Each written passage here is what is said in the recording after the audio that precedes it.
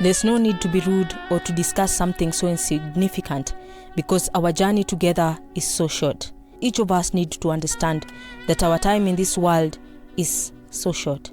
Stay calm. The trip is too short to start making others' journey difficult. No one knows the length of the trip. Nobody knows when they will arrive at the stop.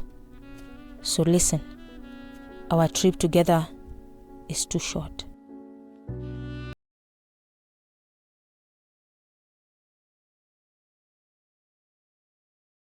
We have free will and we have choices to make. Those choices no one makes for us but our own self.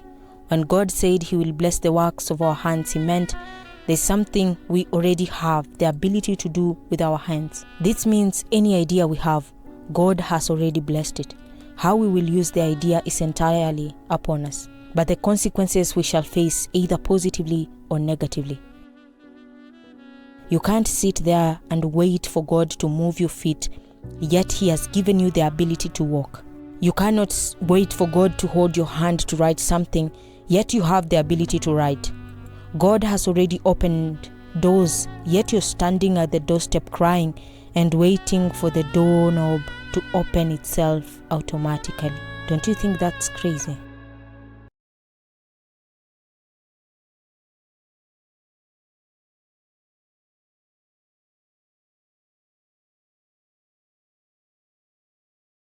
We never forget those who wiped our tears, though they never understood our pain. We never forget those who washed our feet when our legs couldn't walk anymore, due to the pain we felt out of the journey we had gone through.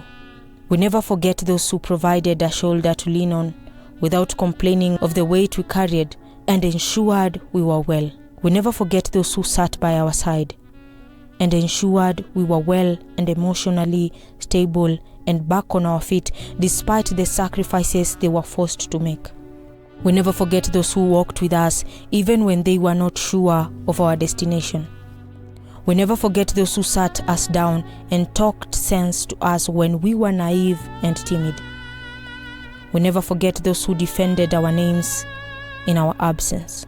So listen, not everyone forgets what good you do to them, how you show up, and how you cared.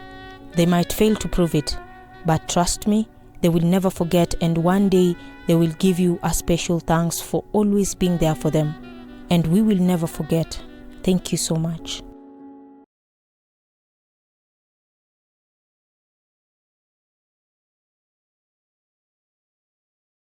Loving you was learning that I could be loved too, with my flaws and imperfections, with my insecurities and my baggage. Loving you was learning how to unload this baggage so I could be light again.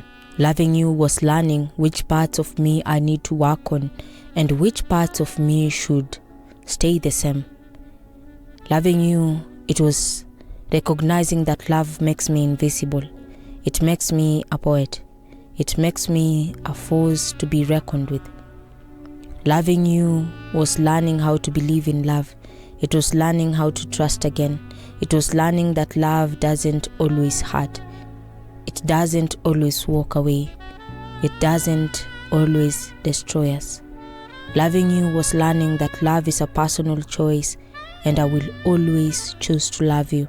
And if I had to do it all over, I would still choose you. I love you so much. Yes, I love you so much.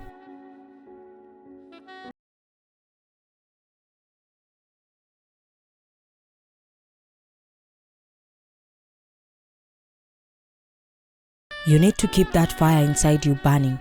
Without it, hopelessness and sadness will consume you to the end. You feel like you should be doing something big, but you don't know where to start?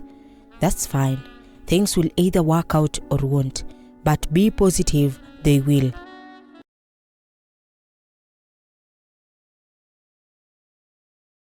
You know, sometimes you love someone so deeply that you give your all without even thinking twice. You plan the surprises, you buy the cake, you make sure everything is perfect because you want them to feel special. But then, without a warning, they stop answering your calls. They block you everywhere. They leave you hanging and suddenly you're left with nothing but confusion. At first, It doesn't make sense. You keep asking yourself, where did I go wrong? Was I not enough? Did I expect too much? However, what you need to understand is this. Your love, your kindness, your effort, none of it was wasted. Instead, it was a reflection of the pure heart you carry. Even though they walked away, it doesn't mean you were wrong to love. It simply means they were not ready to receive the kind of love you offered. And as painful as it sounds, it's still okay. Right now you're hurting, and honestly, that is natural. You invested emotions, time, dreams, resources, finances, so of course it aches when it all falls silent. However, don't let this pain define you. Feel it, but don't drown in it. Cry if you must, scream if you have to, but remember to stand again. So, the first thing you need to do is pause, take a breath, give yourself permission to feel everything. Only after you have acknowledged the pain can you start the journey of healing. Next, you need to reflect. Ask yourself hard questions, not about what you did wrong, but about what you truly deserve. Respect, loyalty, communication, love that does not leave you guessing. Focus on yourself. Channel the same energy you gave to them into building your dreams, into chasing your goals, into making yourself proud, because in the end, you are the biggest investment all along. Let go peacefully. I know it's hard, especially when your heart still hopes for a text, a call, a miracle. But understand, if they truly wanted to stay, they would have not blocked you. Respect that decision, but most importantly, respect your peace.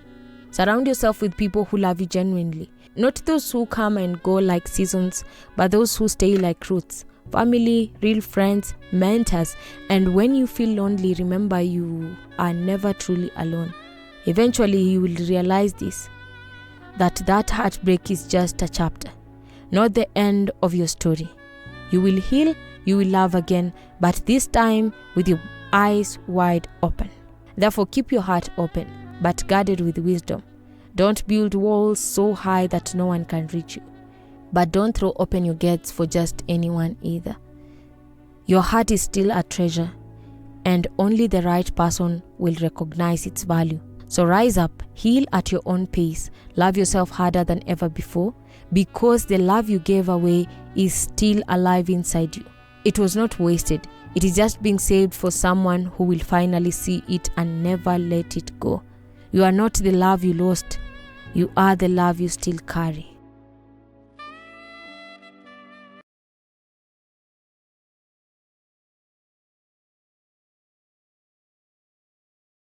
I didn't plan this, honestly. Falling for you was not on my checklist. At first, you were just my person, my safe space, the one who made the world feel a little less loud. Over time, though, things began to shift. At first, it was silent, then gradual. Your smile started feeling like home, and suddenly your laughter became the soundtrack to my peace. Without warning, my heart began hoping for more. Still, I kept quiet. Why? Because I know the value of what we already have. Because risking our friendship felt like gambling with something sacred. And truthfully, I didn't want to mess it up. There were moments I nearly told you. Like when your hand brushed mine and time froze for a heartbeat. Or when we laughed too long and for a second I thought maybe you felt it too. But doubt would crawl in, whispering, what if you ruin everything? Even though I smiled at your stories about others, deep down I was breaking. Each time you mentioned someone new, I clapped on the outside but crumbled on the inside. And yet I stayed. Because you mattered. Because what we had was real. Even if it wasn't romantic.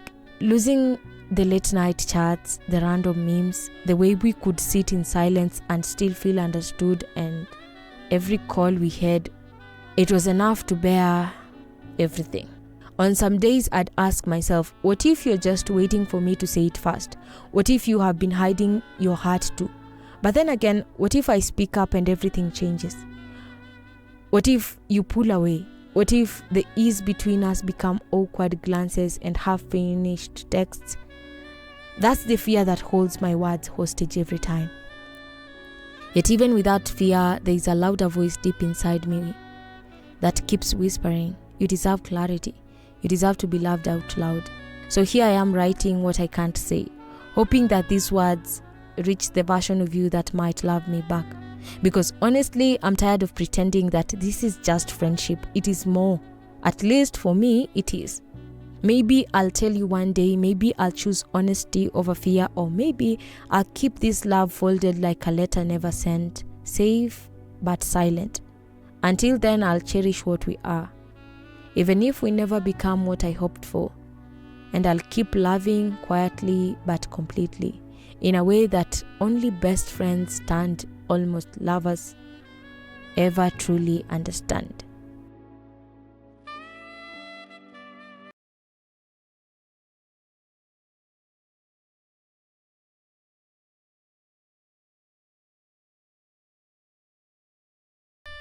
I know death, not as a stranger, but as someone I've met too many times along the road. And perhaps you have met it too. Not in a dramatic way, but in the quiet loss of a familiar face. Or maybe familiar faces. Maybe you have stood in class photos smiling widely, not knowing that the person beside you would not make it to the next one. At that moment, everything felt normal. However, life had other intentions. From my primary school desk, I remember faces. Some have faded with time, yet others remain sharp in my memory. 2 or 3 of them are gone now. Back then, we ran barefoot together, we shared pencils and snacks. We even shared dreams. But even though we had the same laughter, the same hope, some of them never made it beyond that chalk-dusted room. As I moved into high school, things changed. The number of losses increased. In fact, it wasn't just 2 or 3 anymore, maybe 7, maybe more. We signed farewell books and we promised each other we'd meet again. Yet not all goodbyes came with future reunions. Some are followed by silence, others by funerals, and many by unanswered phone calls. Therefore, what we once called later turned into never. Then came college, and with it came even more clarity. These were no longer just children growing up, they were dreamers with plans and goals. Some wanted to start businesses, others looked forward to marriage, and many hoped to make their parents proud. Meanwhile, slowly and silently, names began disappearing from our WhatsApp groups. At first, it seemed like nothing. Maybe they left the group, maybe they changed numbers, but eventually someone would ask, "Have you heard what happened to..." And suddenly everything stopped. Just like that, we were left with nothing but memories. Although we still had screenshots and saved voice notes, the person behind them was gone. No more replies, just digital echoes. Every day, death draws closer. Not necessarily to frighten us, but to remind us that time isn't ours to keep. Instead, we borrow it, we rent it, and inevitably we return it. That's why we must live with intention. If your parents are still alive, then you still have a chance. Tell them you love them, show them now. Because believe it or not, there is a real responsibility they might outlive you. And when that happens, it cuts differently. Especially if you waited too long to say things that matter. I know this may sound heavy, and yes, it is. Nonetheless, this isn't meant to overwhelm you with sadness. Rather, it's here to wake you up to the beauty of now. So often we look to the future for joy, but we forget that now is all we truly have. Don't postpone your peace, don't delay your happiness, because tomorrow it's a promise that doesn't always come true. That's why you should laugh when you can, cry when you need to, dream loudly, apologize sincerely, love deeply, because waiting for the right time often leads to no time at all. On the other hand, if you start today, if you live like this moment counts, you give your life meaning beyond the minutes. You see, we often imagine life like a long movie, but in reality, some of us are already in the closing scenes. Even so, we act like we've got all the time in the world, so from now, don't wait. Be present, be intentional, live like today is your final draft, because truthfully, it might be. This moment is not a rehearsal, it's real. And if no one has reminded you lately, you deserve to enjoy it. You don't need permission to feel joy, to chase peace, to let go of what's killing your soul. So live now, love now, choose now, because this one breath, this one day, this one choice might be your only guarantee.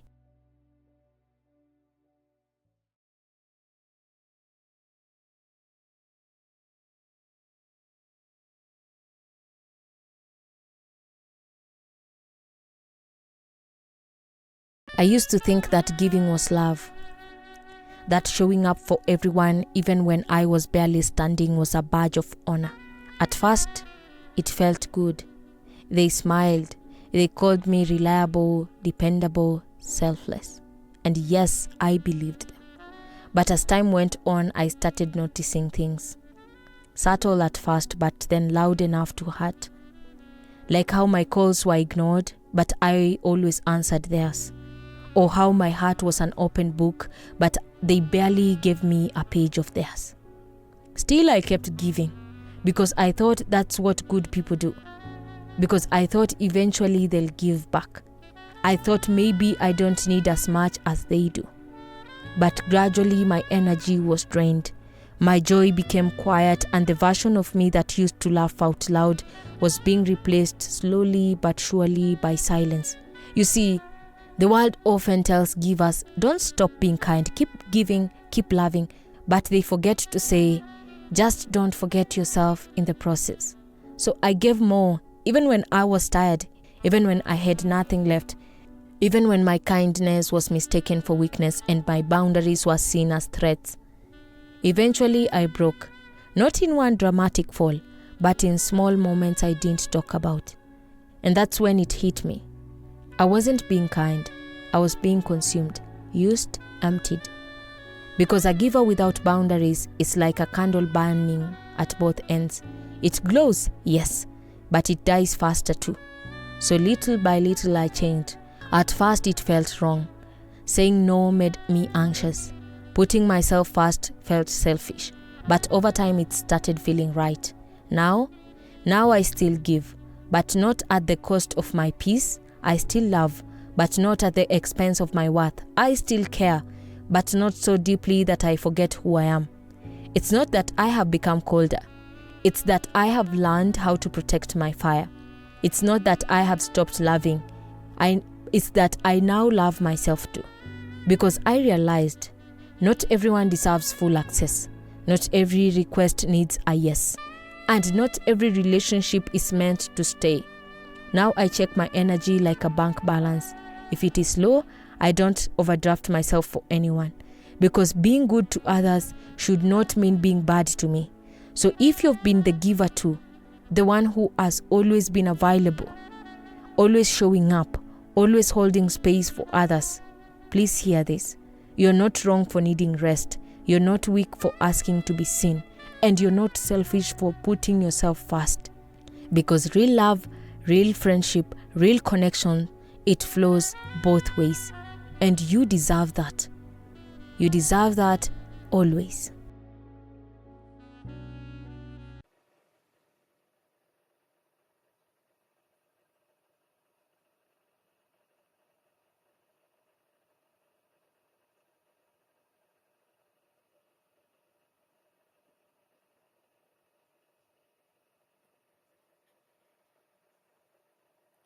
See, I used to give, and then I gave some more. Even when my hands trembled, even when my soul ached. At first I felt proud, being the one who showed up, who answered every late night call, who made space for others even when I had none left for myself. But over time I noticed something. They only came around when they needed something. They treated me like an option, not a priority. I gave love, I gave time, I gave energy, I gave pieces of myself that never ever returned. Meanwhile, they offered excuses, they stayed silent, they gave just enough to keep me holding on, but never enough to feel whole. Still, I kept giving because I believed kind people should. So I gave, I served, I stretched, I broke. Eventually, I saw the truth. That was not kindness. I ignored my own needs in the name of loyalty. I loved them more than I ever loved myself. I called it patience, but really it was pain. So now I have stopped. Yeah, I won't carry the weight alone while they stand and watch. I won't clap for those who never show up for me. I won't pour from an empty cup and wait for someone to notice. From now on, if it is not mutual, I walk away. If it drains me, I pull back. If it wounds me, I let go. If I show up and they don't, I stop showing up. Because I deserve peace too. I need people who feel me like I feel them. I deserve to feel chosen, not used. And yes, I still love, but I won't lose myself again. I won't forget how it feels to be held. I won't confuse pain with loyalty anymore. So no more overgiving, no more begging for the bare minimum, no more shrinking just to keep others close. I'll give where I'm valued. I'll invest where growth flows both ways. I'll stay where I feel seen. I'm not a bottomless well. I'm not a plan B. I'm not here to prove I'm worthy again and again. Starting now, I choose peace, I choose balance, I just choose me. Because I finally understand that loving others should never ever mean losing myself. Yeah.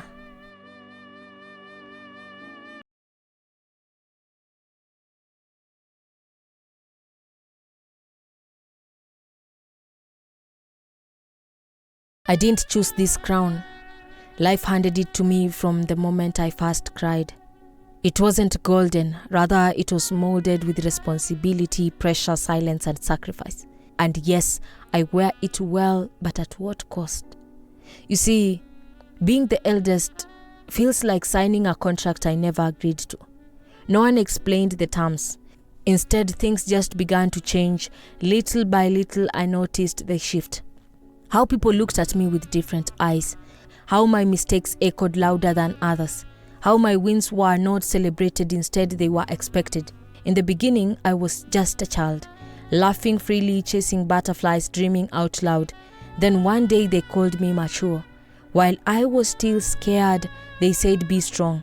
Even though I felt like breaking, they added, set an example, even when I didn't know where I was going myself. From that point on, I had to hold in my tears, because younger eyes were always watching. I acted like I understood things I didn't so that they would not see fear in me.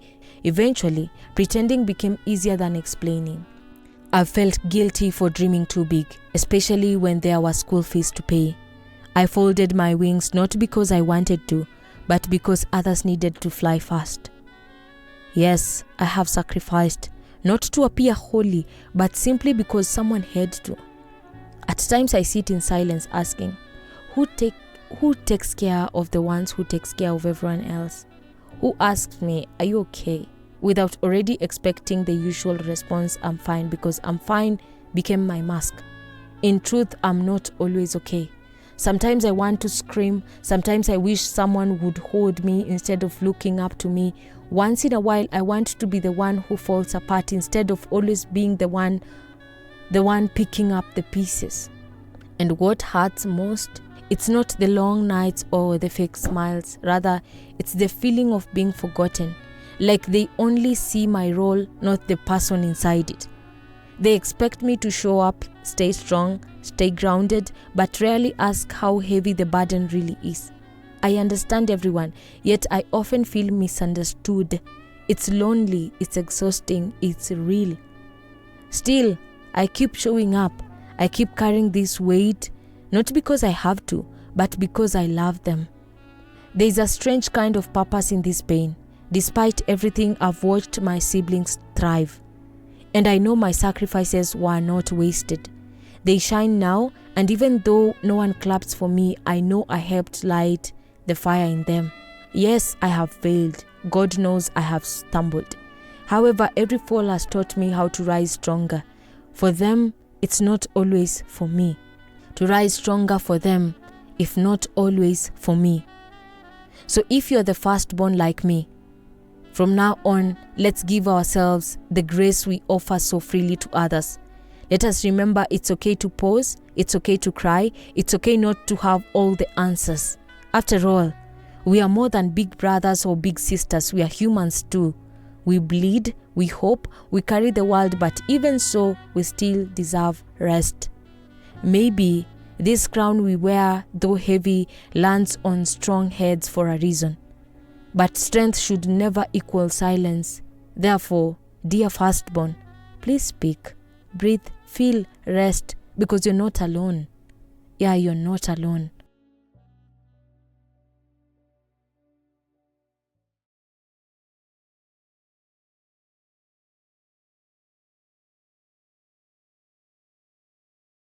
Sometimes they don't just fade. Sometimes they come back. Not with a whisper, not by accident, but with fire in their eyes and trembling in their voice. Trying to rewind the moments they lost, trying to fix the cracks with words you used to crave. They reach out like they finally understand what silence stole. Like they woke up one morning and realized the emptiness wasn't peace, it was your absence echoing through their chest. You see their name light up your screen again, not because they need something, but because they missed something, you. And suddenly you are caught in a storm of memories, because just when you're starting to heal, just when you were learning to live without their presence, here they come again. Texting you like the past didn't ache, calling like time didn't hurt, promising things you once begged to hear, now pouring freely like they finally find the courage. And I know it's confusing, because this isn't like before. They are not distant, not cold, not avoidant. They are all in, or at least they say they are. They tell you they are sorry, that they were scared, that they didn't know how to love you back then, but they do now. They say they have changed, that they have thought about you every single day, that letting go was the biggest mistake they ever made. And part of you wants to believe it, because deep down you never stopped hoping they would come back different. You prayed for this. You imagined this moment during all those sleepless nights. You pictured the apology, the realization, the effort, and now that it is here, you're torn between your healing and the love you never stopped feeling. But listen, before you say yes, before you open your heart again like it never cracked, ask yourself this. Are they back because they love you, or are they back because they lost you? Because love does not wait until you're gone to show up. Love does not need silence to feel your worth. Real love stays when things are messy, not just when they realize what they are missing. Don't let sweet words make you forget the silence that almost broke you. Don't let flowers cover the thorns you once bled from. And yet, I'm not saying people don't change. No. I'm not saying hearts don't wake up late. Sometimes they really do come back with open hands, with real growth, with honesty, with the kind of love that learned from the loss. Sometimes people leave as boys and return as men. Sometimes the lessons hit after they feel your absence louder than your presence ever screamed. So if they return to win you back, don't rush. Let their actions speak longer than their apologies. Let time do the talking. Let your peace be your compass. You don't have to punish them for leaving, but you don't have to make it easy for them to return either. Because you're not the same person who cried over unanswered texts. You're not the same soul who begged for crumbs of attention. You grew, you healed, you found light in places they never looked. So if they are back, they need to meet this version of you, the one who knows their worth, the one who does not settle for temporary love. If they are really here to stay, let them prove it without pressure. Let them show up without conditions. Because love that is real does not ask you to shrink back into who you were. It meets you where you are now and grows with you. So yes, they might try hard to win you back. They might say all the right things this time. But you get to decide if love is enough after trust was shattered. You get to decide if their return brings peace or just noise wrapped in guilt. And if you do take them back, do it because your heart believes, not because your loneliness agreed. Do it because the love is new, not recycled. Do it because they finally understand what you always knew, that you were worth the fight all along.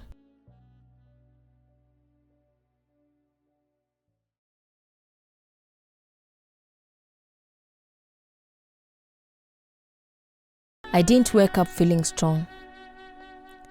Yeah, that strength grew from late nights, tear-stained pillows, and quiet prayers I barely managed to say. So many times I couldn't breathe from the weight of questions I never got answers to. I kept asking myself what I did wrong, why love couldn't fix it, why I kept holding on to someone who wasn't holding back. Eventually, I made a choice. Would I keep sacrificing my peace for someone who wouldn't choose me? Or would I finally walk away with the little strength I had left? So yes, I let you go. Not because I stopped caring, not because you did not matter, but because I finally started to matter to myself too. I've learned to accept myself enough. I've learned to respect myself enough to stop chasing people who walk away too easily. I spent too many nights making excuses for actions that clearly showed where I stood. I built homes in hearts that were not mine, and now I have decided to stop calling that love. At the same time, I respect you enough to let you go find what is right for you. Maybe we were not meant to last. Maybe we were meant to grow apart, and maybe that's okay. I showed up with everything I had. I gave my best. But I have realized that constantly giving without receiving is not love. It is losing yourself trying to save something that already sank. Some days, the silence felt heavier than your goodbye. Other days, peace slowly crept in where confusion used to live. I cried over what we had, yes, but now I smile at how far I have come. I now know love should not hurt more than it heals. It should not feel like I'm the only one trying. I'm tired of being the one who always understands while no one tries to understand me. Letting go was not weakness. It took courage. I chose to stop breaking myself into pieces just to keep someone whole. You are part of my story, but I refuse to rewrite who I am to fit a chapter that no longer needs me. I have realized that wanting someone who wants you back is not asking for too much. It's just asking for the basics.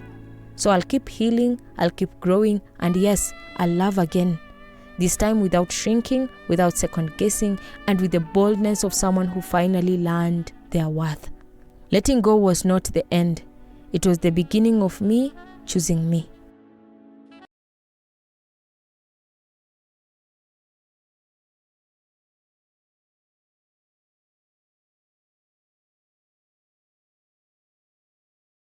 We were not dating, yet I would still get butterflies when your name light up my screen.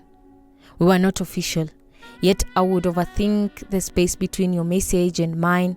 We had not labeled it. Still, you felt like home, a person I could tell everything to without holding back.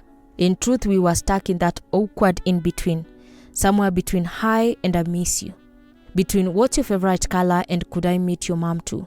Some days it was like, let's take it slow, while my heart sprinted ahead already planning forever. At the beginning, I'll admit it, it was exciting. The late night texts, the inside jokes, the voice notes that lured me to sleep. You'd call me trouble and I'll laugh calling you my peace. Ironically, those words aged like milk spoiled with time. As days turned into nights and nights into confusion, I caught feelings, unknowingly, while you were just catching vibes. I imagined dates, while you needed someone to talk to when the world went quiet. In the midst of it all, we shared dreams like they were secrets, poured stories into each other's ears like they would never spill. I told you about my childhood fears, my favorite food, and in turn you told me about your ex, too often, too fondly. The name echoed louder in our talks than mine ever did. Maybe I should have known then. Still, I hoped. To be fair, it's not like you lied. You were present, just not promising. Available but never claiming. And so I floated, drifting in a sea of almosts and maybes. There were days you said things like, I've never felt this safe with anyone. And other days I would see the other person on your story, your comment beneath another person's post. That's when the truth whispered. I was being emotionally loyal to someone who was not mine. Still I stayed because maybe If I loved you quietly enough, you would hear it. If I waited patiently enough, you would choose me. But time revealed a hard truth. The talking stage, it's a trickster in disguise. It teaches you that words without actions are just illusions wearing cologne. That a good morning does not equal commitment. That checking in does not mean staying. Eventually, when people asked about us, I did not know what to say. We were not dating, yet it hurt like a heartbreak. We were not official, but losing you still felt like losing a part of me. And perhaps that is what makes the talking stage so brutal. It gives you chapters but never promises a book. It is the trial version of love that crashes just before you buy it. Still, in all this, I have learned. Love, it should never be confusing. Consistency, it's not too much to ask. Affection should not feel like a puzzle. And I deserve more than almost, more than let's see where this goes. I deserve someone who means what they say and says what they mean. Someone who does not make me second guess my worth. So to the one who is waiting in the gray, don't camp in the silence between maybe and more. Don't sit in the ache of almost. You deserve to be chosen, not quietly, not eventually, but fully, finally, for real.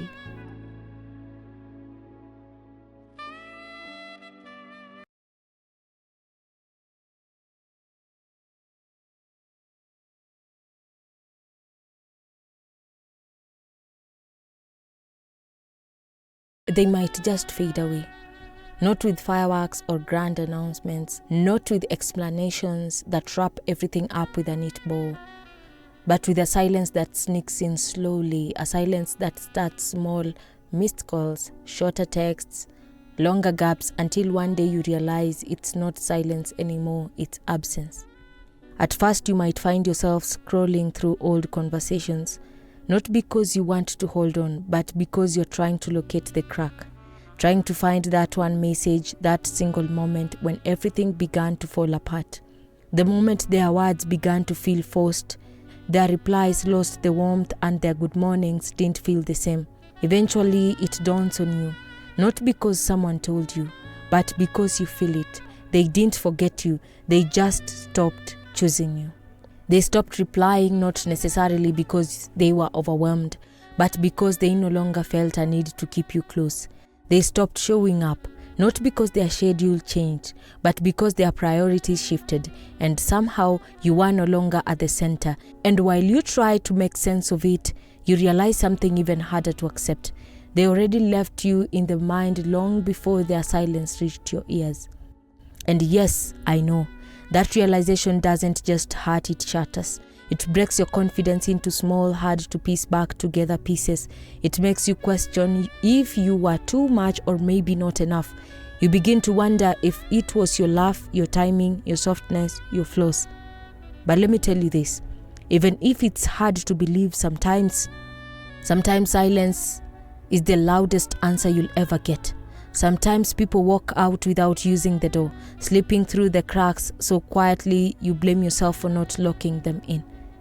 They were likely waiting for you to end things so that they wouldn't have to be the villain in the story they already stopped reading. Maybe, just maybe, they had someone else in mind, or perhaps they were just tired of holding on.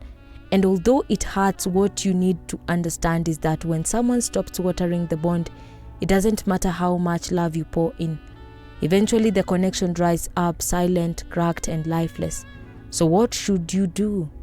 You let them go. And I don't mean you hit and follow or delete their number, because we both know it's deeper than that. I mean you release them from your expectations, from your overthinking, from your late night wishing and what ifs. You let them go from the altar you built in your mind, where you prayed they would come back different, where you waited for a version of them that only existed in your hopes. Give them time, yes, not because you're holding on, but because letting go doesn't always happen overnight. Give them space they silently asked for, not to punish them, but to protect your peace. Let them figure out what they want, but don't lose yourself in their indecision. Because here's the truth, you should never have to beg someone to love you right. You should never have to fight to be chosen by someone who once claimed you were everything. If they can't live without you, then let them live. Just not in your head, not in your heart, not in your sacred space. If they can laugh without checking in, if their world keeps turning while yours stands still, then it's not love you lost, it's convenience. And yes, you gave so much. You opened your heart wide enough for two, loved with no breaks, gave chances that exhausted your soul, but don't regret any of it. Because your love was real.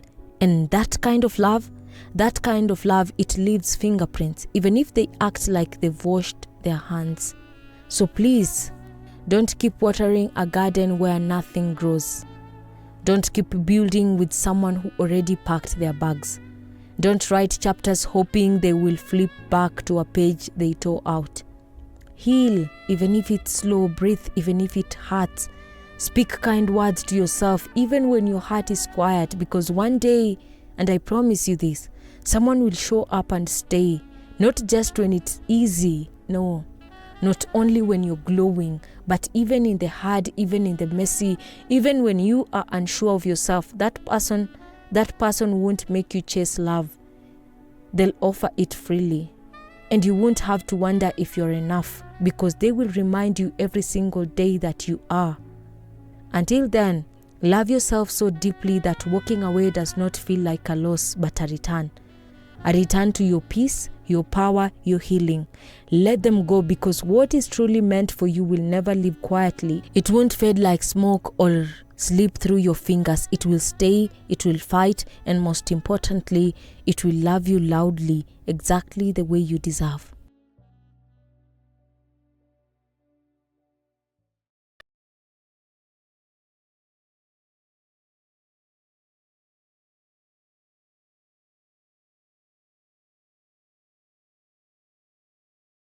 Just a reminder, it costs nothing to let people have their little bits of joy, no matter how much you don't like what they read, watch, listen to, create, or even do.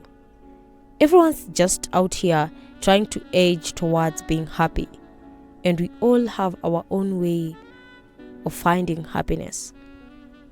Yeah.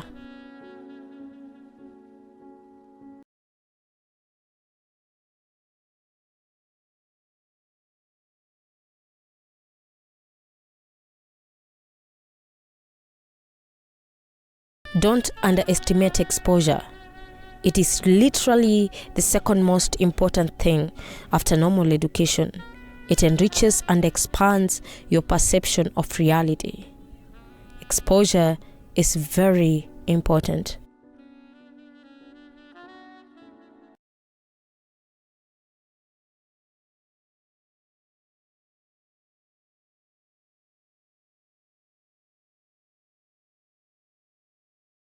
I just came to realize this.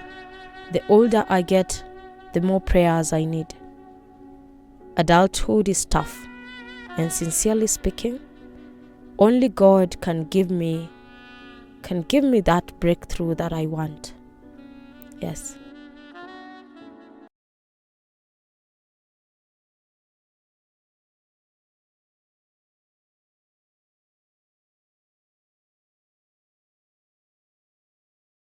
You see, many of us have been victims of blaming other people for leaving them, for living their lives, for hurting them, for being bad towards them, for not treating them right.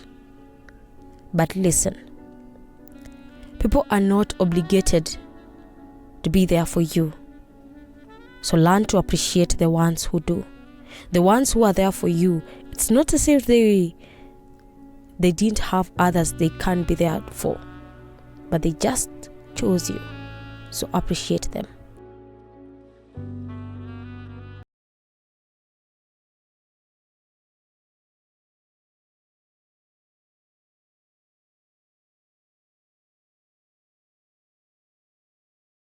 You see, sometimes the people you wanted as part of your story are only meant to be a chapter, not the whole story. And sometimes you'll have to learn to experience loss. You'll have to learn to embrace new friends and relationships. You will have to learn to let go of relationships and friendships that do not work out.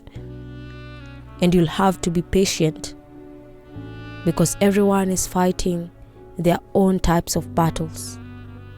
So sometimes the battles that people are fighting are the reason why they have retreated from anyone or anything, so that they can get back to who they were. They can get back on their feet. So just learn to enjoy the moments. No one knows what tomorrow holds. As long as you have today, appreciate and embrace the people who are in your life today. Sometimes there is no next time.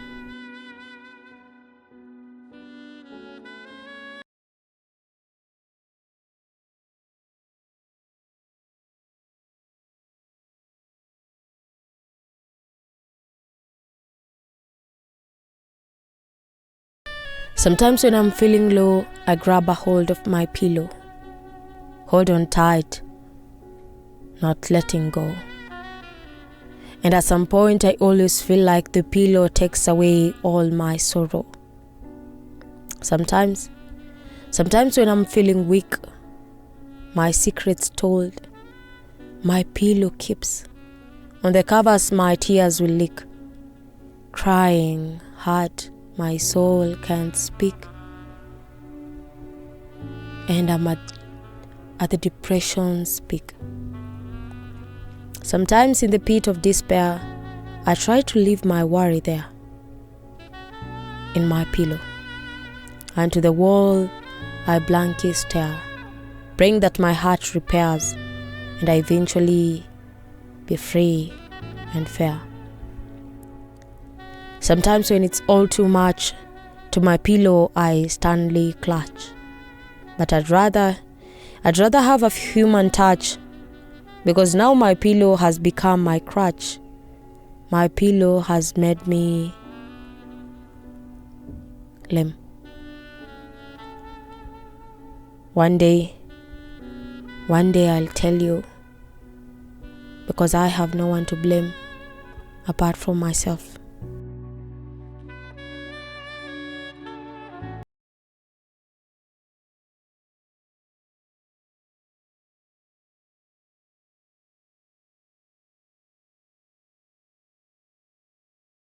You're not your age, nor the size of the clothes you wear. You're not your weight or the color of your hair. You are not your name or the dimples in your cheeks. You are all the books you read and all the words you speak. You are your croaky morning voice and the smile you try to hide. You're the sweetness in your laughter and every tear you've cried. You're the songs you sing so loudly when you know you're all alone. You're the places that you've been to and the one that you call home. You're the things that you believe in and the people that you love. You are the photos in your bedroom and the future you dream of. You're made of so much greatness, but it seems that you forgot when you decided that you were defined by all the things that you're not. Yeah.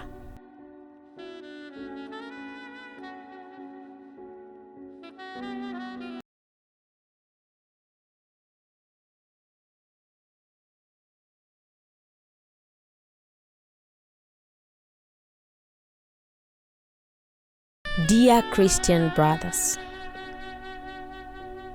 I know some of you might find this offensive and some of you might find it personal. But just an advice. Being romantic is not a sin. Take her to the movies, crack jokes, buy her flowers, text her now and then. Remind her she's beautiful every single day. We can't be losing our Christian sisters to non-Christian brothers because you brothers are busy talking about visions and revelations, walking like robots, talking about the Bible, while people are getting our sisters.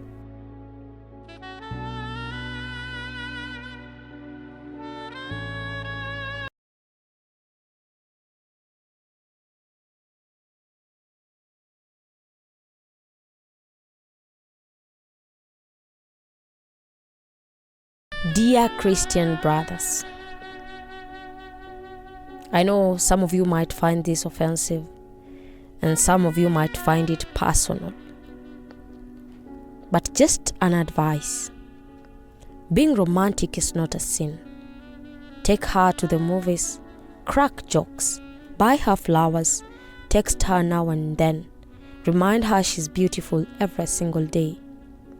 We can't be losing our Christian sisters to non-Christian brothers because you brothers are busy talking about visions and revelations, walking like robots, talking about the Bible, while people are getting our sisters.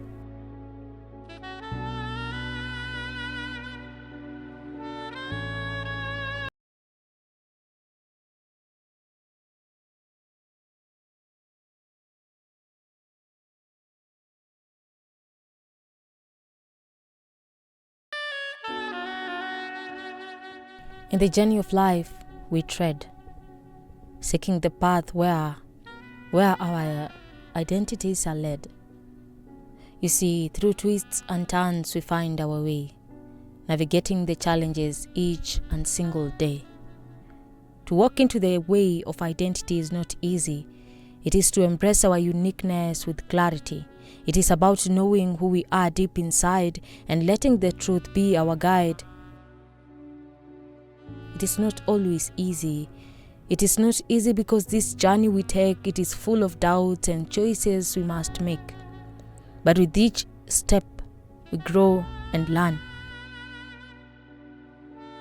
We grow and learn, finding strength in ourselves to discern. Identity is not a destination, no, but a constant exploration and revelation.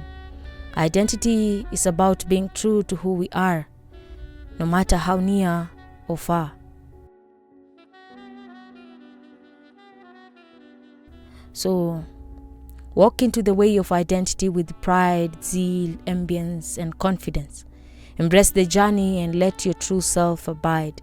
For in the end, it is the path we choose that sharpens our lives and makes us true. In the mirror's gaze we often seek reflections of the identities we speak. But true identity lies beyond the surface, in the depths of our souls, with a purpose. It's in the passions that set our hearts on fire.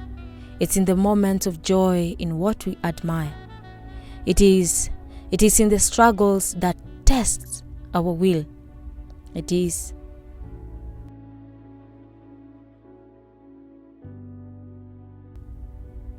in deep within us, and in the dreams we dare to fulfill, to walk into the way of identity. It is to embrace the journey with humility, asking God for guidance, embracing tranquility. For we are ever changing, we are ever growing. In the seeds of our true selves, we are forever sowing. So, let us walk with courage and grace. Let us walk with courage in every challenge, and let us know our place. Together in this life, we weave happiness, our unique identities in which we believe and leads to greatness.